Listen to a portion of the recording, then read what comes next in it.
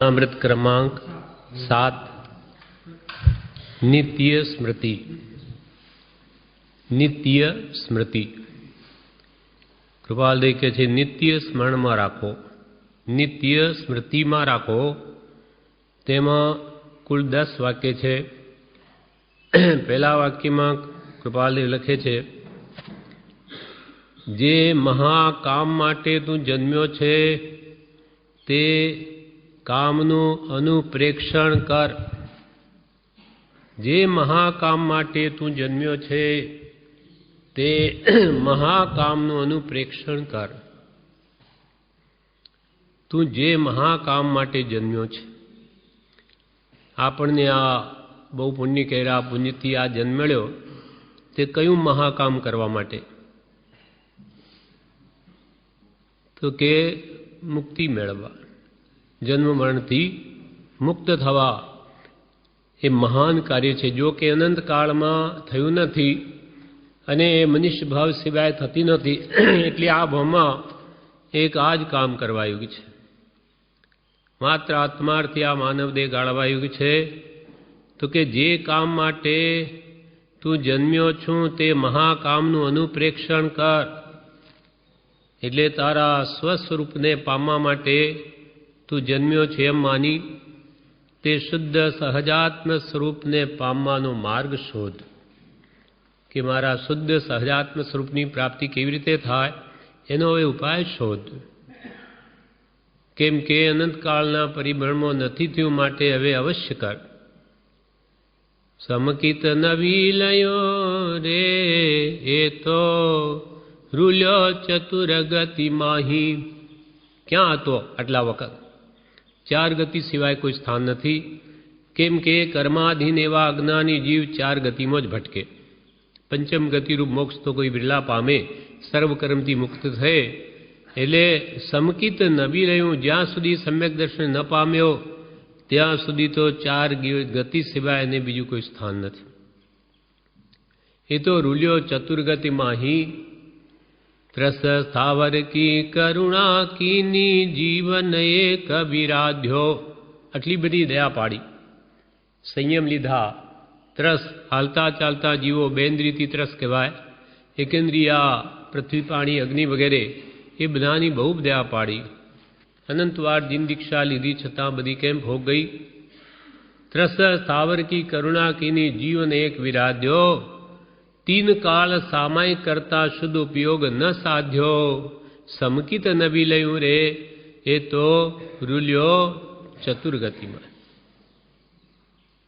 3 काल सामायिक, सवारे बपोरे सामायिक लीधी छतां पण शुद्ध उपयोग न साध्यो। हजू शुद्ध आत्म स्वरूप ने हूँ नहीं पाम्यो माटे के छे हवे आ भमो तो ये लाग आवेलो अवसर ने अवश्य सिद्ध करो, એને જવા દો નહીં। જે મહાકામ માટે તું જન્મ્યો છો તે મહાકામનું અનુપ્રેક્ષણ કર। આપણા માટે આ અને પરમ કૃપાળુ દેવ માટે શું? જાણે કે આમાં એવો પણ ભાસ થાય કે જાણે આ પરમ કૃપાળુ દેવે પોતાને માટે જાણે લખ્યું એમ લાગે છે, પણ બીજાને પણ એ જ કર્તવ્ય છે। કેમ કે જે કૃપાળુ દેવે કર્યું એ જ આપણે કરવાનું છે। केम के सर्वकाल मुक्ति मार्ग तो एक ज छे। जे दुखों थी अनंत ज्ञानीओ छूट्या ए दुखों थी जेम के भगवान महावीर तरया तेज वाटे श्री कृष्ण तरसे अने जे वाटे श्री ऋषभदेव तरया तेज वाटे भगवान महावीर तरया। एक होय 3 काल में परमार्थनो पंथ। हवे ते मार्ग जाने परम कृपालदेव शा माटे आ लाने लख्युं तेमां ब्रह्मचारीजीए विवेचन में एम कह्युं के हाँ महाकाम शू तो कि सत्य धर्मनो उद्धार। एमने तो एमना माटे बरोबर छे, केम के एमने तो सत्य धर्मनो उद्धार करवो ज हतो। बाळवयमां तो इच्छा घणी प्रबल हती, पण पछी जेम जेम दशा वधी ते इच्छा शमाती गई। सत्य धर्मनो उद्धार ए थशे अवश्य आ देहथी एम थयो निर्धार। एमने तो मन में नक्की थयुं कि अवश्य आ देहथी साचा आत्मधर्मनो જે ભગવાન મહાવીરોએ તીર્થંકરોએ ભાગ્યો તેનો ઉદ્ધાર અવશ્ય થશે તે આજે દેખાય છે આપણને. તે વખતે તો એમના આત્મામાં એનો ભાસ થયો. આજે આપણને સ્પષ્ટ દેખાય છે કે આવું તત્વ એકદમ નિર્મળ ભગવાન મહાવીરે કહેલું ક્યાં બીજે જોવા મળે છે. એટલે એમને માટે આ સત્ય ધર્મનો ઉદ્ધાર કરવો હતો. જે મહાકામ માટે જાણે પોતાને કહેતા હોય તું જન્મ્યો છે તે મહાકામનું અનુપ્રેક્ષણ કર, વારંવાર વિચાર, એ કાર્યસિદ્ધિ કેમ થાય. એના માટે કૃપાલદેવે પોતે જ 708માં પત્રમાં આ પોતાની વાત જણાવી છે. તેમાં લખે છે કે નાની વયે માર્ગનો ઉદ્ધાર કરવા સંબંધી જિજ્ઞાસા વર્તી હતી. કૃપાલને લખે પોતાના માટે 708માં પત્રમાં 518 પાન ઉપર નાની વયે માર્ગનો ઉદ્ધાર કરવા સંબંધી જિજ્ઞાસા વર્તતી હતી. ત્યાર પછી જ્ઞાનદશા આવીએ ક્રમે કરીને તે ઉપશમ જેવી થઈ. જ્ઞાનદશા આવી કે એ ઈચ્છા જે જિજ્ઞાસા અત્યંત સત્ય ધર્મ ઉદ્ધાર કરવાની હતી તે ઉપશમી ગઈ. પણ કોઈ લોકો પરિચયમાં આવેલા તેમને કેટલીક વિશેષતા ભાસવાથી કંઈક મૂળ માર્ગ પર લક્ષ્ય આવેલો. અને આ બાજુ તો એટલે મુંબઈમાં તો સેંકડો અથવા હજારો માણસો પ્રસંગમાં આવેલા. આ જેમ શતાવધાન વગેરે કર્યા તે નિમિત્તે હજારો માણસો એમને ઓળખતા થયા. જેમાંથી કંઈક સમજણવાળા તથા ઉપદેશક પ્રત્યે આસ્થાવાળા એવા 101 માણસ નીકળે. 101 માણસ તો અમારી પ્રત્યે જાણે પૂર્ણ આસ્થાવાળા હતા. એ ઉપરથી એમ જોવામાં આવ્યું કે લોકો તરવાના કામી વિશેષ છે, પણ તેમને તેવો યોગ બાજતો નથી. ઘણા એવા જીવો છે કે જેમને આ જન્મજરામણથી છૂટું છે પણ એમને સત્ય યોગ બાજતો નથી. કોઈ કુગુરુ આત્મા આવી જાય તો એના આધારે ચાલે. અનંતકાળમાં એમ જ થયું છે. જો ખરેખર ઉપદેશક પુરુષનો યોગ બને તો ઘણા જીવ મૂળ માર્ગ પામે તેવું છે. સાચા આત્મજ્ઞાની મહાત્માનો જો યોગ એમને થાય તો ઘણા જીવો ભગવાન મહાવીરે કહેલા મૂળ માર્ગને પામે તેવું છે. અને દયા આદિનો વિશેષ ઉદ્યોગ થાય તેમ છે. દયા ધર્મ ભગવાને ભાગ્યો તેનો વિશેષ પ્રકાશ થાય એમ છે. એમ દેખાવાથી કંઈક ચિત્તમાં આવે છે કે આ કાર્ય કોઈ કરે તો ઘણું સારું. ભગવાન મહાવીરની અનંતી દયા એવો ઉત્કૃષ્ટ ધર્મ બોધ્યો આત્મધર્મ, એને કોઈ આ કાર્ય જે ભગવાન મહાવીરે કહેલું જો આગળ વધારીને પ્રસરાવે તો ઘણું જ સારું. પણ દ્રષ્ટિ કરતાં તેવો કોઈ પુરુષ ધ્યાનમાં આવતો નથી. અમે દ્રષ્ટિ ફેરવીએ કે કોઈ આ માર્ગનો ઉદ્ધાર કરે તો અમારે કાંઈ કરવું નથી. દ્રષ્ટિ કરતાં તેવો પુરુષ ધ્યાનમાં આવતો નથી એટલે કંઈક લખનાર પ્રત્યે દ્રષ્ટિ આવે છે. કોઈ બીજું દેખાતું નથી. શું કરવું? એટલે આ લખનાર પ્રત્યે એટલે પોતા પ્રત્યે દ્રષ્ટિ આવે છે. પણ લખનારનો જન્મથી લક્ષ્ય એવો છે કે એ જેવું એકે જોખમવાળું પદ નથી. બીજાને મોક્ષ માર્ગે ચઢાવવા એના જેવું એકે જોખમવાળું પદ નથી. પોતે સંપૂર્ણ પામેલો ન હોય અને બીજાને પમાડવા જાય તો શું દશા થાય? પોતે બુડે ને બીજાને બુડાડે. બીજાનો તો વળી કે ઉદ્ધાર થાય પણ કુગુરુનો નહીં થાય. કેમ કે એને મહાપાપી ગણ્યો છે. અસદગુરુએ વિનયનો લાભ લહેજો કાંઈ મહામોહનીય કર્મથી બુડે ભવજળમાં. એટલે કૃપાલ કે લખનાર ઉપર દ્રષ્ટિ આવે કે આ માર્ગનો ઉદ્ધાર કરે તો સારું, પણ એના જેવું એક જોખમવાળું પદ નથી. અને પોતાની તે કાર્યની યથાયોગ્યતા જ્યાં સુધી ન વર્તે ત્યાં સુધી તેની ઈચ્છા માત્ર પણ ન કરવી. પોતાની સંપૂર્ણ યોગ્યતા માર્ગ પ્રગટાવવાની ન હોય ત્યાં સુધી એવી ઈચ્છા પણ ન કરવી. અને ઘણું કરીને હજુ સુધી તેમ વર્તવામાં આવ્યું છે. કેમ કે અમારે આ ગ્રસ્તાવસ્થાનો ઉદય છે, માટે ઘણું કરીને તેમ વર્તવામાં આવ્યું છે. માર્ગનું કંઈ પણ સ્વરૂપ કંઈકને સમજાવ્યું છે, તથાપિ કોઈને એક વ્રત પચખાણ આપ્યું નથી. સ્વરૂપ સમજાવ્યું, પણ અમે કોઈને પણ વ્રત પચખાણ ગુરુ બનીને આપ્યા નથી. અથવા તમે મારા શિષ્ય છો અને અમે ગુરુ છીએ એવું ઘણું કરીને પ્રકાર દર્શી થયો નથી. કહેવાનો હેતુ એવો છે કે સર્વસંગ પરિત્યાગ થયે તે કાર્યની પ્રવૃત્તિ સહજ સ્વભાવે ઉદયમાં આવે તો કરવી એવી માત્ર કલ્પના છે. એટલે સર્વસંગ પરિત્યાગ અમને થશે, દીક્ષાનો ઉદય આવશે, તે વખતે જીવોના કલ્યાણની પ્રવૃત્તિ સહજ સ્વભાવે ઉદયમાં આવશે તો કરીશું, એવી માત્ર કલ્પના છે. એવી માત્ર કલ્પના છે. કેમ કે પોતે જ ઉપર એવું લખ્યું છે કે સર્વસંગ પરિત્યાગમાં અથવા વિશુદ્ધ દેશ પરિત્યાગમાં એ સાધવા યોગ્ય છે ને હાલ 2 વર્ષ સુધી તો તે યોગ સાધન વિશેષ કરી ઉદયમાં આવે તેમ દેખાતું નથી. તેથી ત્યાર પછીની કલ્પના કરાય છે. અને 3-4 વર્ષ તે માર્ગમાં ગાળવામાં આવ્યા હોય તો 36મે વર્ષે સર્વસંગ પરિત્યાગી ઉપદેશકનો વખત આવે અને લોકોનું શ્રેય થવું હોય તો થાય.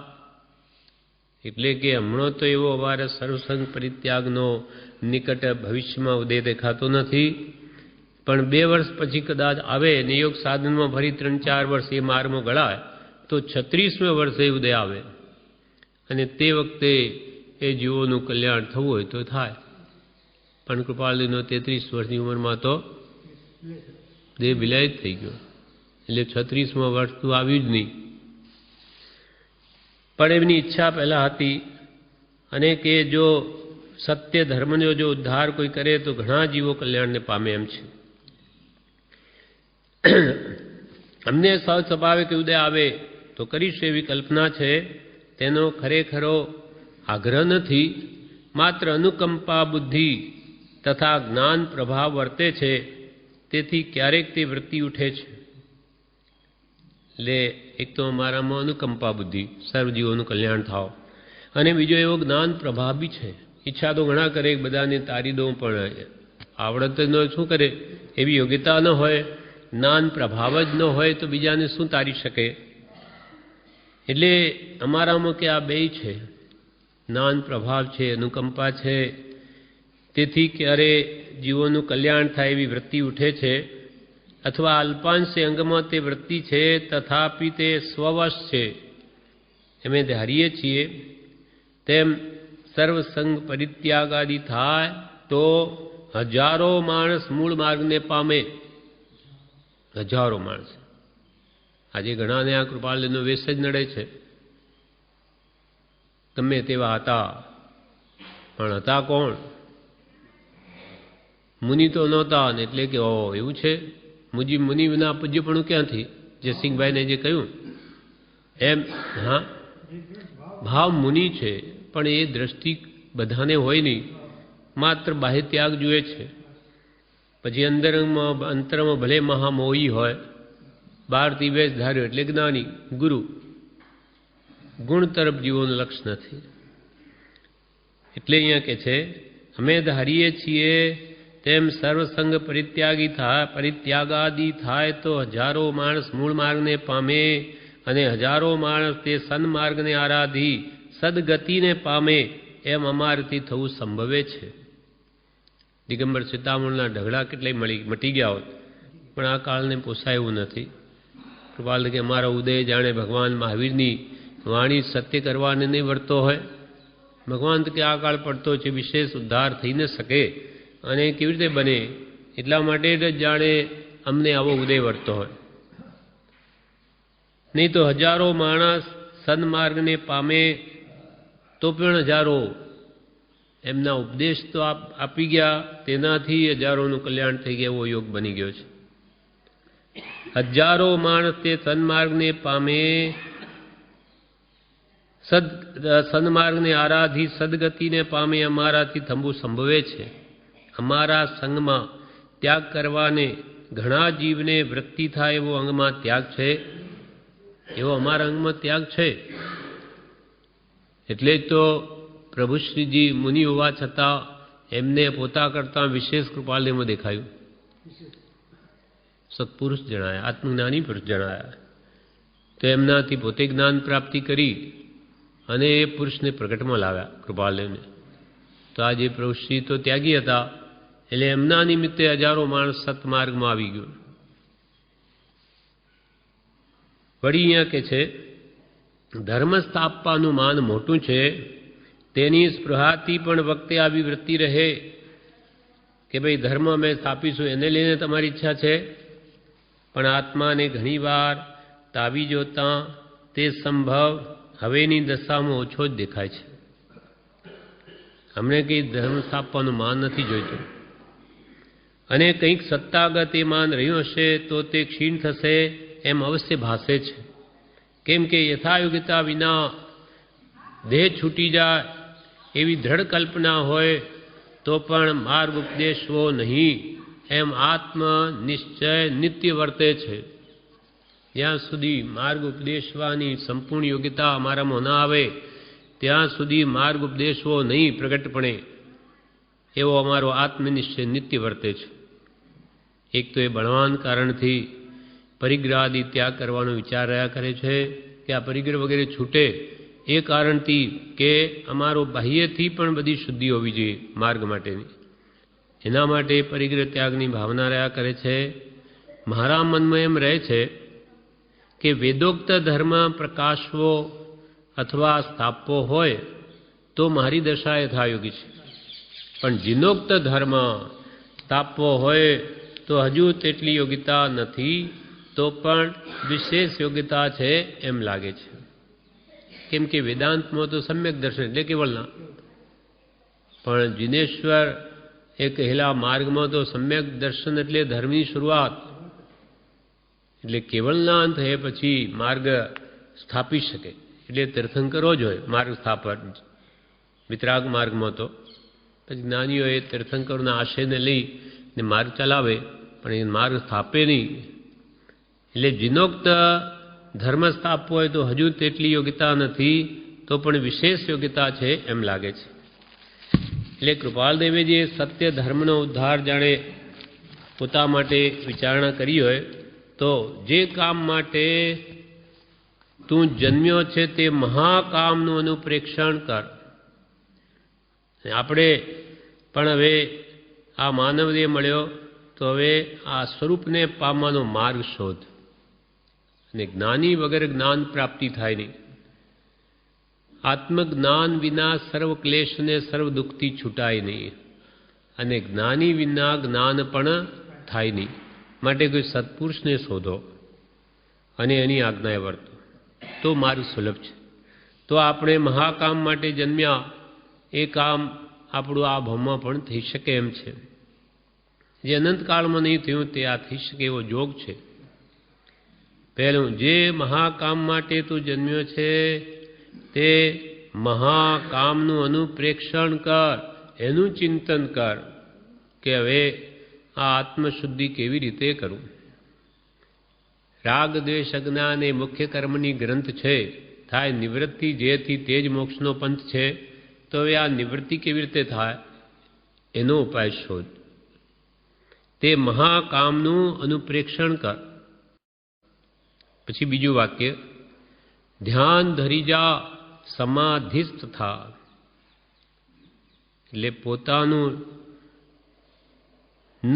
પોતાનું લક્ષ્ય ન ચૂકે ધ્યાન રાખ, સ્વરૂપ ભૂલાય નહીં. ધ્યાન ધરી જા અને સમાધિસ્થ થા, અને સ્વરૂપને વિચારી સમાધિસ્થ થા, એટલે કે આત્મ પરિણામો સ્થિર થા. કૃપાલદેવ તો એવા હતા, એમણે જાણે પોતામાં તે લખ્યું હોય તો વિશેષ પોતાના આત્માને જાગૃતિ આપવા લખ્યું છે. પછીના પત્રોમાં એક એવા સ્વરૂપમાં સ્થિત હતા. એ એક પત્રમાં આપણે જોઈએ, ધ્યાન ધરી જા. અને સમાધિસ્થ થા. 322 પાન ઉપર જણાવે છે, પત્રાંક 341 કે છે, અમને તો ગમે તેમ હો પણ સમાધિ જ રાખ્યા કરવાની દ્રઢતા રહે છે. પાલકીયું ધ્યાન ધરી જા સમાધિસ્થ થા. એ 341 પત્રમાં પોતાની એવી દશા છે કે અમને તો ગમે તેમ હો, એટલે ગમે તેવા કર્મના વિષમુદય આવો કે સમ આવો, પણ બધા પ્રત્યે અમને તો સમાધિ જ રાખવાની દ્રઢતા રહે છે. પોતાને જે કંઈ આપત્તિ, વિડંબના, મૂંઝવણ કે એવું કાંઈ આવી પડે તેને માટે કોઈ પ્રત્યે દોષનું આરોપણ કરવાની ઈચ્છા નથી.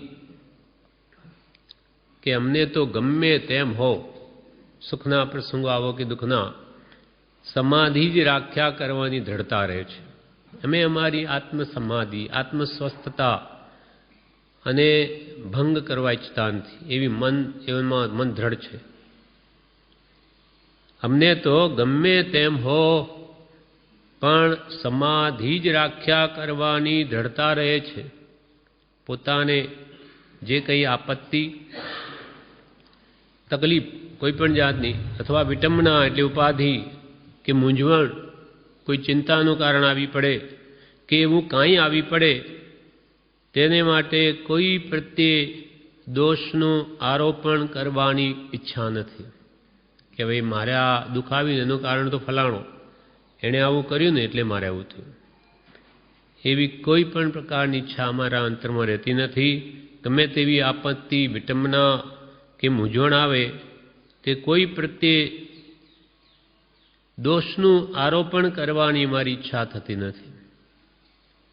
તેમ પરમાર્થ દ્રષ્ટિએ જોતાં તે જીવનો દોષ છે. નિશ્ચય દ્રષ્ટિએ જોઈએ તો પોતાનો જ દોષ છે. આ ભવે કે પર ભવે આપણો કરેલો દોષ ન હોય તો આપણને કોઈ કાંઈ ન કરી શકે.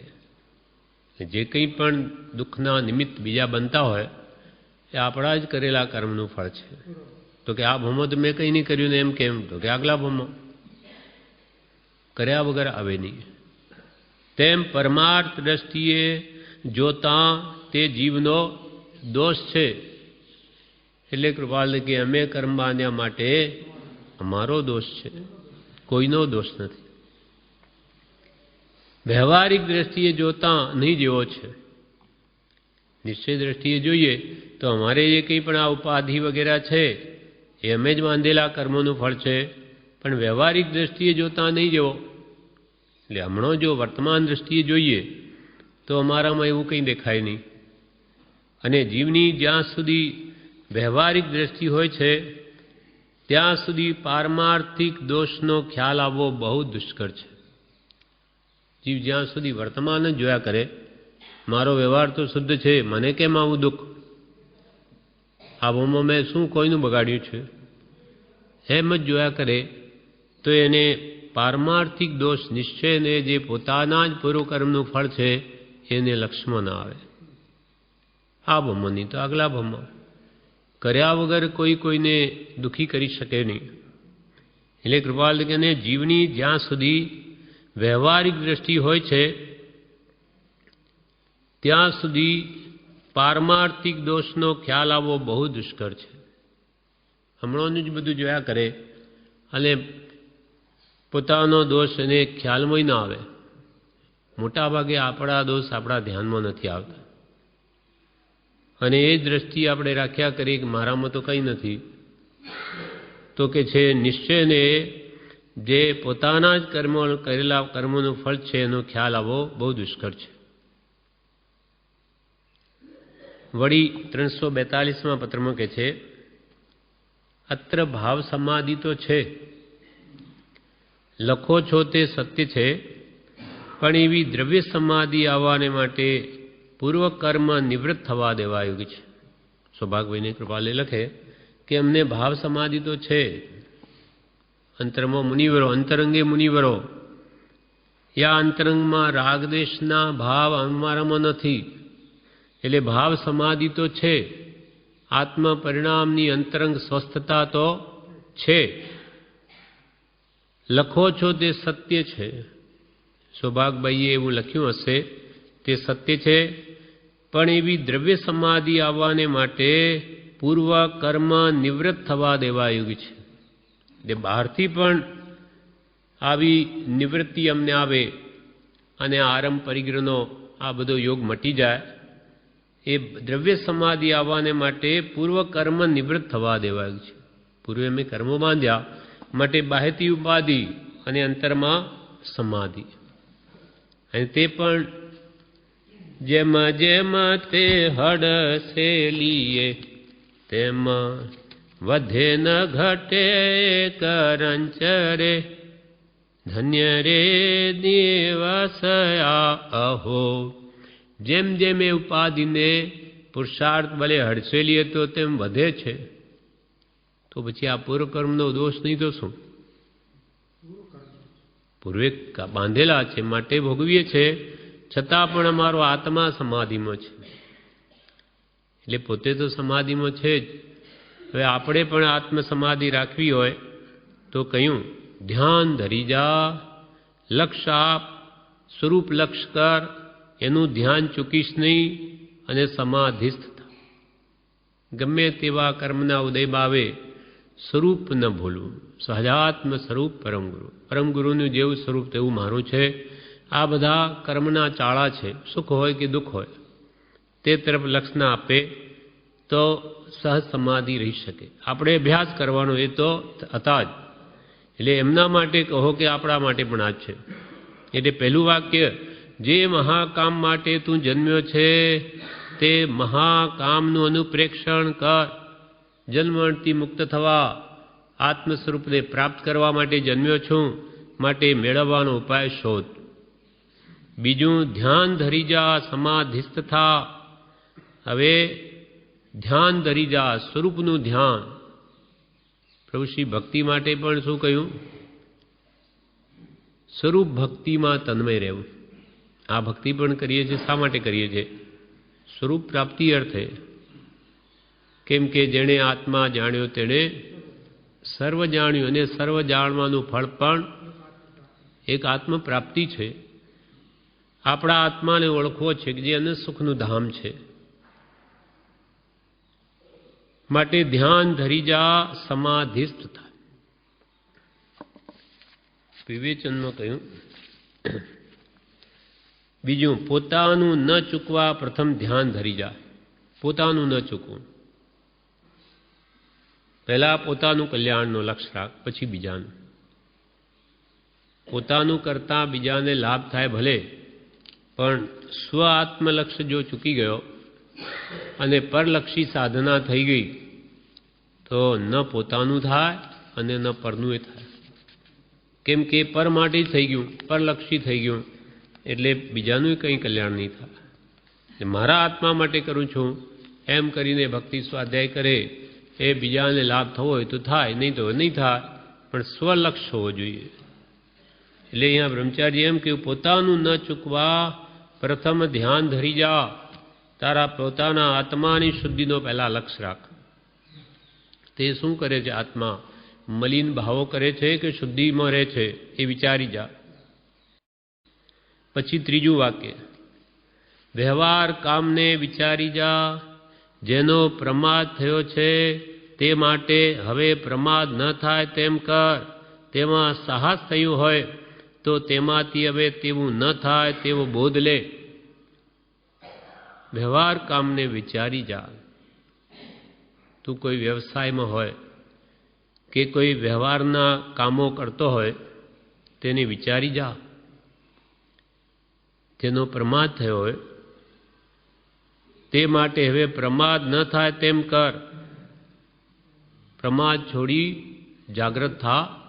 જાગ્રત થા. કંઈક વિચાર, પ્રમાદ છોડી જાગ્રત થા. આ આત્મ સ્વરૂપ પ્રાપ્તિમાં અનાદિથી જીવ જે પ્રમાદ થયો જ છે, હવે જેનો પ્રમાદ થયો છે તે માટે પ્રમાદ ન થાય તેમ કર.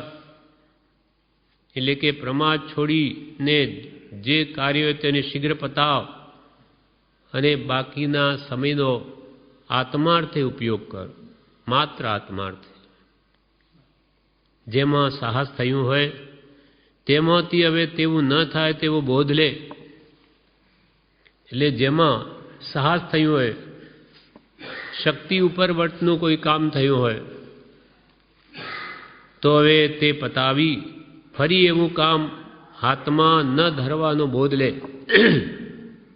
શક્તિ નથી ને એટલા બધા કામોમાં થયેલી લે, ટેન્શન રહ્યા કરે, એવું કર્મ. એટલે દરેક વસ્તુ યથાશક્તિ ગઈ. ધર્મ પણ તપ વગેરે પણ યથાશક્તિ ગયું. શક્તિને ગોપવી નહીં, તેમ શક્તિને ઉપરવટ પણ કરવું નહીં, તો પણ એ વધારે લાંબુ ચાલે નહીં. એટલે જેમાં સાહસ થયું હોય, એટલે કે શક્તિ ઉપરાંત થયું હોય, તેમાંથી હવે તેવું ન થાય તેવો બોધ લે, ફરી એવું ન થાય તેવો બોધ લે. અર્થાત પ્રમાણને છોડી હવે શીઘ્ર જાગૃત થા અને આત્માર્થ તરફ ધ્યાન આપ અને શક્તિ અનુસાર તેમાં જરૂર પુરુષાર્થ કર. ત્રીજું વાક્ય વિવેચન. સાહસ શક્તિ ઉપરવટનું, સાહસ એટલે ઉપરવટનું નહીં કરવું. થયું હોય તો તે પતા, પણ હવે ફરી ભવિષ્યમાં એવું ન થાય તેવો બોધ લે. ચોથું વાક્ય. દ્રઢ યોગી છો તેવો જ રહે. દ્રઢ યોગી છો તેવો જ રહે. મોક્ષને સાધે તે યોગ કહેવાય. મોક્ષેણ યોજના તિતિ યોગ. મોક્ષની સાથે જે જોડે તેને યોગની ઉપમા આપી, તેને યોગ કહ્યું છે. અને એવા અષ્ટાંગ યોગ છે એ વગેરે યોગને જે સાધે તે યોગી. મોક્ષને સાધે તે યોગ, અને એવા યોગને જે સાધે તે યોગી. દ્રઢ યોગી છો તેવો જ રહે. એટલે મન વચન કાયાને આશ્રમના દ્વારથી રોકી સંવર અને નિર્જરાના ક્રમ યોજે તે યોગી. આપણે સંસારી જીવો મન વચન કાયાથી નિરંતર કર્મ બંધન જ કરીએ છીએ. એટલે આશ્રમ અને બંધ એ સંસારનો માર્ગ છે, અને સંવર અને નિર્જરા છૂટવાનો માર્ગ, મુક્તિનો માર્ગ છે. માટે દ્રઢ યોગી છો તેવો જ રહે. એટલે મન વચન કાયાને આશ્રમના દ્વારથી રોકી સંવર અને નિર્જરાના ક્રમમાં યોજ્યા છે, યોગી થયો છે, તો હવે તેવો જ રહે. એટલે કે પુરુષાર્થના બળે જે દશા તું પામ્યો છું તે ટકાવી રાખ અને આગળ વધ, પાછો પડીશ નહીં. યોગી એટલે મોક્ષને સાધે તે યોગી. દ્રઢ યોગી છો તેવો જ રહે. કૃપાલદેવ પોતા માટે કહ્યું હોય. હા, પણ આપણે આ કરવું પડશે. આપણે પણ મોક્ષને સાધે એવા યોગો મેળવવા પડશે, તો જ મુક્તિ થશે. છે બધું પોતા માટે, તેમજ આપણને ઉપદેશ છે એવો કે ભાઈ માનો મેં કર્યું પણ એવું તમે કરજો. એટલે દ્રઢ યોગી છો તેવો જ રહે. આપણે આપણી શક્તિ પ્રમાણે આગળ વધવાનું. આજથી કંઈ એકદમ મન વચન કાયાના યોગ બધા સંવર થઈ જાય અને નિર્જરા માટે જ પ્રવર્તે, એકદમ ન બને. પણ મારે પણ એવું કરવું છે એવું જ લક્ષ્ય રાખે તો ક્રમે કરીને બની શકે. નહીં તો કે આ તો હવે કૃપાલદેવનું કામ, આપણાથી કંઈ નહીં થાય, તો કોઈ કાળે નહીં થાય. આ તો ભાઈ મહાત્માઓનું કામ, સમ્યક દ્રષ્ટિના. આપણે કંઈ કરી શકવાના હતા તો પછી આ નિત્ય સ્મૃતિ કહ્યું. આપણે હવે નિરંતર સ્મરણમાં રાખવું, યથાશક્તિ જેટલું કરાય એટલું એ માર્ગે આગળ ચાલવું. દ્રઢ યોગી છો તેવો જ રહે. હવે પાંચમું વાક્ય. કોઈ પણ અલ્પ ભૂલ તારી સ્મૃતિમાંથી જતી નથી એ મહાકલ્યાણ છે. કોઈ પણ અલ્પ ભૂલ. મનુષ્ય માત્ર ભૂલને પાત્ર. અજ્ઞાન અવસ્થામાં અનેક ભૂલ થાય, પણ આ મારી ભૂલ છે એનો એને પશ્ચાતાપ થતો હોય તો એ જરૂર પાછળ પીછે થાય નહીં, પાછળ હટે ક્ષમાપનામાં શું બોલીએ છીએ? હું મૂઢ છું, પાપી છું, એ છું, તે છું, બધા દોષો જ ગાયા. હે પ્રભુ, મેં દોષો ગાયા. એટલે આ ભૂલને લક્ષ્યમાં રાખવા માટે. તો પછી એને અહંકાર ના આવે. મારામાં તો આટલા દોષો છે, મારામાં કયો ગુણ પ્રગટ્યો? હજુ તો કામ, ક્રોધ, માન, માયા, લોભ, ઈર્ષા, દ્વેષ જે કોઈ બધું ભર્યું પડ્યું છે તેનો શાનો અહંકાર કરું? એમ કોઈ પણ ભૂલ તારી સ્મૃતિમાંથી જતી નથી, યાદ રહે છે. આપણને જાય, ચાલી જાય તો પાછો હે પ્રભુ એના માટે જ બોલાવે ને એ ભગવાન બી એના માટે જ. રોજ તારી ભૂલોને યાદ કર, તું ભૂલેલો જ છે. તારી મોટામાં મોટી ભૂલ કઈ? તો કે પરને પોતાનું માનવું અને પોતે પોતાને ભૂલી જવું. પર પદાર્થો, દેહાદી બધું પર છે. દેહ, સ્ત્રી, પુત્ર, ધનાદિ, કુટુંબ, સગાવાલા બધું પર છે. આ શરીરે પર છે, પોતાનું નથી. તો કે પરમાં તો પોતાપણું કર્યું દેહાદિમાં, અને પોતે કોણ છે એનું એને ભાન જ નથી. પરને પોતાનું માનવું અને પોતે પોતાને ભૂલી જવું એ જ મોટામાં મોટી ભૂલ છે. આવી ભૂલ તારા સ્મૃતિમાંથી નહીં જાય કે હું અજ્ઞાની છું. મુમુક્ષુને અજ્ઞાન સિવાય બીજો કોઈ ભય હોય નહીં. મને મારા સ્વરૂપનું ભાન નહીં. આપકો ભૂલ ગયે, इनसे क्या अंधेर? आपको भूल गए, इनसे क्या अंधेर? समर समर अब हसत हैं. नानियों के छे समर सम हसत हैं, नहीं भूलेंगे. फिर અનાદિકાલથી ભૂલ્યા છીએ, હવે સ્વરૂપને નહીં ભૂલીએ. કોઈ પણ અલ્પ ભૂલ તારી સ્મૃતિમાંથી જતી નથી. ખરેખર કરવા જેવું એ જ છે. એટલે કૃપાલને શું કે દીઠા નહીં નિજ દોષ તો તરીએ કોણ ઉપાય? કયા ઉપાય તમે તરશો? તમે તમારા દોષ જોતા જ નથી તો દોષોને જાણશો કેવી રીતે? અને જાણ્યા વગર કાઢશો કેવી રીતે? એટલે હંમેશા તમારા દોષ જુઓ, મારામાં કેટલા દોષો ભરેલા છે. એમ કોઈ પણ અલ્પ ભૂલ તારી સ્મૃતિમાંથી જતી નથી, તે મહાકલ્યાણ છે. તો કૃપાલ કે આ કલ્યાણનું કારણ છે, એનાથી જરૂર મહાકલ્યાણ થશે. તારા દોષો સ્મૃતિમાં આવવાથી જરૂર તને એક દિવસ પસ્તાવો થશે કે હજુ હું આવો ને આવો છું, પાપી, મૂઢ, નિરાશ્રિત, અનાથ છું, નિરાગી પરમાત્મા. હવે હું તમારું, તમારા ધર્મનું અને તમારા મુનિનું શરણ ગ્રહું છું. મને આ પાપથી નિવૃત્ત કરો, એવો નિરંતર ભાવ રહે તો જ કંઈ ગુણ પ્રગટે. આવો વિનય ભાવ આવે, લઘુત્વ ભાવ, તો જ પરમાત્મા પણ પ્રસન્ન થાય. લઘુતામાં પ્રભુતા વસે, પ્રભુતાથી પ્રભુ દૂર. હું મોટો, હું ડાયો, તો ભગવાન આપણી પાસે આવે જ નહીં કે ભાઈ તું બધું જાણે છે, હવે તારી પાસે શું આવવું? પણ હું કંઈ નથી જાણતો તો જરૂર આપણને સદબુદ્ધિ ઉપજે અને સાચો માર્ગ મળે. એટલે કોઈ પણ અલ્પ ભૂલ તારી સ્મૃતિમાંથી જતી નથી, એ મહાકલ્યાણ છે. પછી વાક્ય છઠ્ઠું, લેપાઈશ નહીં. લેપાઈશ નહીં એટલે અસંગ, નિર્લેપ રહે, ક્યાંય આસક્તિ પામીશ નહીં. વિવેચનમાં કહ્યું અસંગ નિર્લેપ રહે, કર્મ ન બંધાય, તેમ રહેવા આસક્તિ રાખીશ નહીં, નિર્લેપ રહે. કૃપાલદેવ બાબા નિર્લેપ હતા. એવા 312 પાન ઉપર જણાવે છે.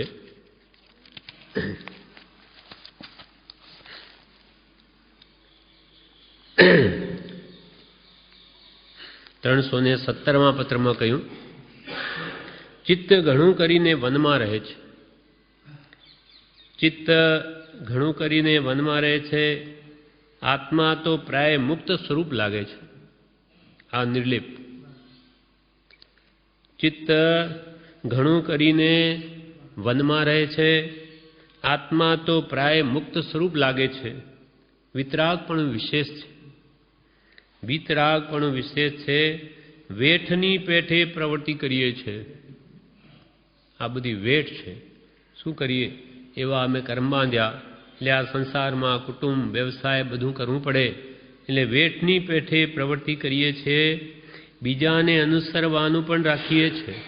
કુટુંબ છે એને પણ અનુસરીને ચાલવું પડે, એની ઈચ્છા પ્રમાણે પણ વર્તવું પડે. વ્યવસાય છે ભાગીદારોની પણ ઈચ્છા સાચવવી પડે, એ બીજાને અનુસરવાનું પણ રાખીએ છીએ. જગતથી બહુ ઉદાસ થઈ ગયા છે. જગતથી બહુ ઉદાસ થઈ ગયા છે. વસ્તીથી કંટાળી ગયા છીએ. દશા કોઈને જણાવી શકતા નથી. જણાવીએ તેવો સત્સંગ નથી. મનને જેમ ધારીએ તેમ વાળી શકીએ છીએ એટલે પ્રવૃત્તિમાં રહી શક્યા છીએ. મન ઉપર જય છે, મન વશ છે, એને મનને જેમ વાળવું એમ વાળી શકીએ છીએ એટલે જ આ પ્રવૃત્તિમાં રહી શક્યા છીએ. જેમ ધારીએ તેમ મનને વાળી શકીએ છીએ એટલે પ્રવૃત્તિમાં રહી શક્યા છીએ. કોઈ પ્રકારથી રાગપૂર્વક પ્રવૃત્તિ થતી નહીં હોય એવી દશા છે એમ રહે છે. કોઈ પ્રકારથી રાગપૂર્વક પ્રવૃત્તિ થતી નહીં હોય એવી દશા છે. કૃપાલ કે અમને કોઈમાં રાગ હોય ને અમે આ પ્રવૃત્તિ કરતા હોઈએ એવું અમને નથી લાગતું. એટલે ઉદયાધીન જે આવે છે તેમ જ પ્રત્યે છે. કોઈ પ્રકારથી રાગપૂર્વક પ્રવૃત્તિ થતી હોય એવી દશા નહીં થતી હોય, કોઈ પ્રકારથી રાગપૂર્વક પ્રવૃત્તિ થતી નહીં હોય એવી દશા છે એમ રહે છે. લોક પરિચય ગમતો નથી, જગતમાં સાતું નથી. વધારે શું લખીએ? જાણો છો અત્રે સમાગમ હો એમ તો ઈચ્છીએ છે, તથાપિ કરેલા કર્મ નિર્જરવાનું છે એટલે ઉપાય નથી. લીખી યથાર્થ બોધ સ્વરૂપના એ થાયું. બોધ સ્વરૂપના એ થાયું. હા, ઓળખાણ આપી એટલે કે અમને ક્યાંય રાગ નથી, છતાં પણ એટલે કેટલા નિર્લેપ છે છતાં ઉદયાધીન બધું કરવું પડે. એટલે છઠ્ઠામાં એમ કહ્યું પોતે નિર્લેપ છે અને આપણને આવા નિર્લેપ રહેવાનો ઉપદેશ કર્યો. લેપાઈશ નહીં, ઉદાસીન રે. ઉદાસીન એટલે વૈરાગ્યમય દશામાં રહે. ઉદ એટલે અધર, આસીન એટલે બેસવું, ક્યાંય લેપાઈશ નહીં. સાતમું વાક્ય મહાગંભીર થા. મહાગંભીર થા એટલે કે તાત્કાલિક વસ્તુથી ખેંચાઈ ન જવું. ચારે બાજુ વિચારીને કામ કર. વાચાળપણું નહીં તે એટલે કે અંતરકલ્પના તેમજ બાહ્ય જલ્પનાનો ત્યાગ તે મહાગંભીરપણું છે. એટલે અંદરમાં સંકલ્પ વિકલ્પ નહીં. આમ બ્રહ્મચારીએ એ અર્થ કર્યો તાત્કાલિક વસ્તુથી ખેંચાઈ ન જવું. ચારે બાજુ વિચારી યોગ્ય હોય તે જ કરે તો લેપાય નહીં.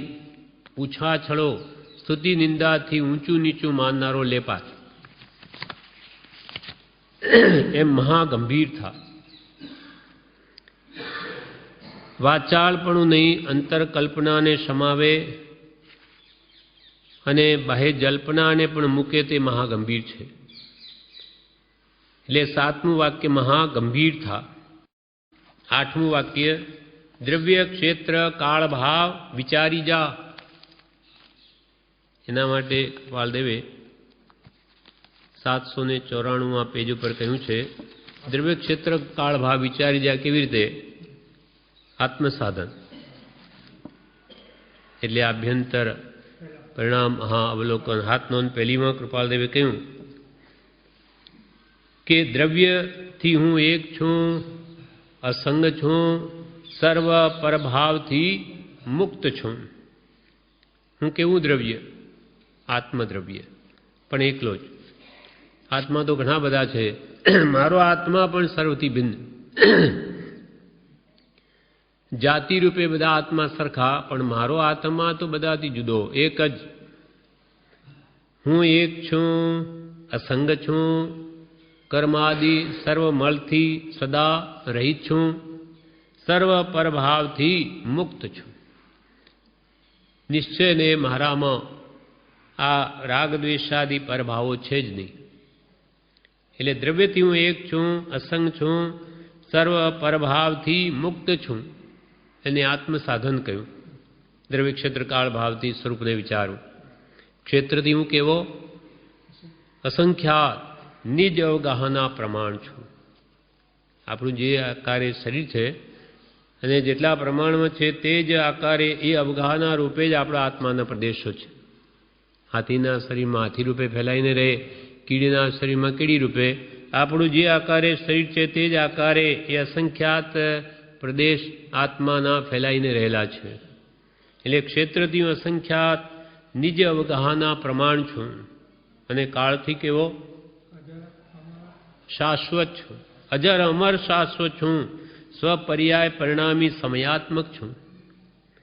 એટલે અજર વૃદ્ધાવસ્થાએ મને નહીં, અમર હું કોઈ કાળે મરતો નથી, એટલે શાશ્વત છું અને સ્વપર્યાય પરિણામી સમયાત્મક છું। એટલે સમય સમય પ્રતિ સમયે મારા સ્વ આત્મ પર્યાયમાં જ પરિણમી રહ્યો છે। કોઈ દિવસ દ્રવ્ય પોતાનું સ્વરૂપ છોડીને પરદ્રવ્ય રૂપે કદી નહીં પરિણમે। પરિણમનશીલ તો સ્વભાવ છે, સમય સમય પરિણમે જ, પણ સ્વદ્રવ્યમાં જ પરિણમે। અને ભાવથી શુદ્ધ ચૈતન્ય માત્ર નિર્વિકલ્પ દ્રષ્ટા છું। શુદ્ધ ચૈતન્ય ઘનપિંડ, શુદ્ધ બુદ્ધ ચૈતન્ય ઘન, શુદ્ધ ચૈતન્ય માત્ર નિર્વિકલ્પ દ્રષ્ટા। એટલે નિશ્ચયને મારો આત્મા સર્વ વિકલ્પોથી રહિત છે। આપણને જે વિકલ્પો આવે એ કર્મના કારણે છે, આત્મા તો નિર્વિકલ્પ છે, એ તો જ્ઞાતા દ્રષ્ટા છે। શુદ્ધ ચૈતન્ય માત્ર નિર્વિકલ્પ દ્રષ્ટા છું। એટલે આવી ભાવના ભાવી જોઈએ, એ આત્મ પ્રાપ્તિનો ઉપાય છે, આત્મ સાધન છે। એટલે 8મું વાક્ય દ્રવ્ય ક્ષેત્ર કાળભાવ વિચારી જા। 9મું વાક્ય યથાર્થ કર, એટલે જેમ ભગવાને કહ્યું તેમ કર। યથાર્થ, જે સર્વજ્ઞોએ કે ભગવંતોએ જે કહ્યું તે જ યથાર્થ છે અને તે પ્રમાણે જ કર। જ્ઞાની પુરુષોએ જેમ કહ્યું તેમ જ કર, યથાર્થ કર। અને 10મું વાક્ય કાર્ય સિદ્ધિ કરીને ચાલ્યો જા, એટલે આત્માની સિદ્ધિ કરીને ચાલ્યો જા, સ્વરૂપમાં સમાઈ જા। કાર્ય સિદ્ધિ કરીને ચાલ્યો જા એટલે સ્વરૂપમાં સમાઈ જા, અથવા મોક્ષમાં ચાલ્યો જા। બીજે ક્યાં જાય? જ્યાં કોઈ પ્રકારનું દુઃખ નથી, જ્યાં કોઈ પ્રકારની પીડા જ નથી, બાધા પીડા જે આત્માનું અનુસુખ છે તે પામ। કેમ કે ચારે ગતિ તો માત્ર દુઃખથી જ ભરેલી છે। એટલે આ આપણને નિત્ય સ્મૃતિમાં રાખો। એક પહેલું વાક્ય, જે મહાકામ માટે તું જન્મ્યો છું તે મહાકામનું અનુપ્રેક્ષણ કર। બીજું, ધ્યાન ધરી જા, સમાધિસ્થ થા। ત્રીજું, વ્યવહાર કામને વિચારી જા, જેનો પ્રમાદ થયો છે તે માટે હવે પ્રમાદ ન થાય તેમ કર। જેમાં સાહસ થયું હોય તેમાંથી હવે તેવું ન થાય તેવો બોધ લે। 4, દ્રઢ યોગી છો તેવો જ રહે। 5મું, કોઈ પણ અલ્પ ભૂલ તારી સ્મૃતિમાંથી જતી નથી, એ મહાકલ્યાણ છે। 6ઠું, લેપાઈશ નહીં। 7મું, મહાગંભીર થા। 8મું, દ્રવ્ય ક્ષેત્ર કાળભાવ વિચારી જા। 9મું, યથાર્થ કર। 10મું, કાર્ય સિદ્ધિ કરીને ચાલ્યો જા। ક્યાં ચાલ્યો જા? શુદ્ધ સ્વરૂપમાં, પોતાનું ત્યાં ઘર થવા સિદ્ધ ક્ષેત્રમાં, જ્યાં તારો શાશ્વત નિવાસ છે, કામોક્ષમાં। આ પ્રમાણે કૃપાલ કે તારા આત્માનું કામ અનંતકાળમાં થયું નથી, તે કરીને હવે તું શાશ્વત સિદ્ધિને પામ। આ પ્રમાણે આ 7મો ક્રમ પૂરો થયો। વિશેષ આપણે આવતીકાલે